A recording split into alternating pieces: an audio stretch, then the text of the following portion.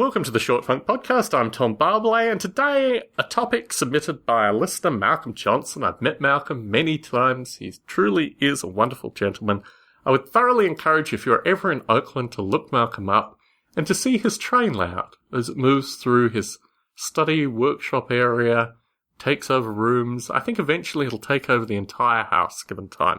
Malcolm asks, how do I manage my time with all my various podcasts, work and home activities?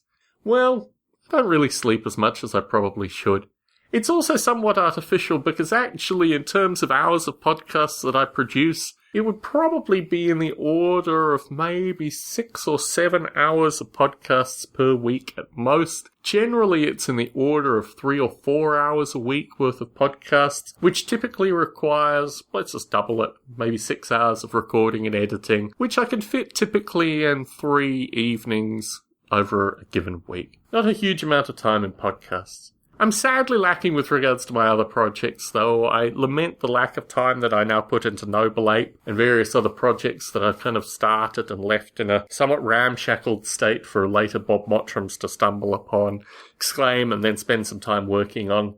So I don't really feel productive in my after-hours activities as I once did, and I think podcasts have taken a good portion of that time. In terms of my home activities, I try to do various bits of repair on the house to surprise my wife, and occasionally I'm requested to do a variety of lifting tasks and other things. Really, if anything, I feel sometimes that I'm kind of lacking in the home activities. The disassembly of my podcasting room and the packing up and putting it in the attic has taken far longer than I'd originally anticipated, so in that regard I think I score probably a C- at best, maybe a D+.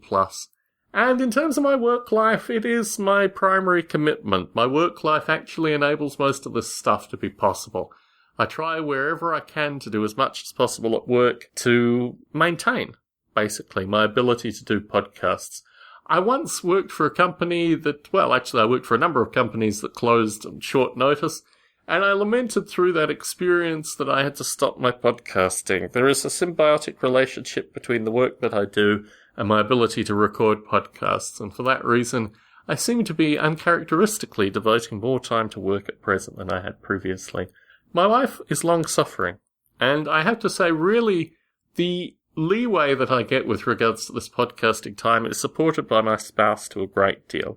And although she's asked not to be mentioned in these podcasts, I think she is a driving and responsible force that allows me to present so many things of somewhat enjoyment to a large group of people. So hats off to Mrs. Barbalet, a group of folk met her in Portland. I think she is the sustaining factor through all this effort.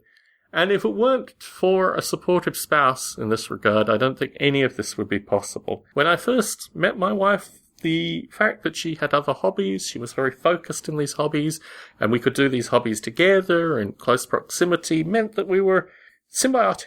We thought in the same way with regards to this particular thing, and as her hobbies have changed and developed, mine have become slightly more fixated. But putting audio out for people is something that I enjoy, and if you, as a listener, ever have an opportunity to meet with me, that really is all the thanks that I need. Tom Barbalet in San Jose, signing out.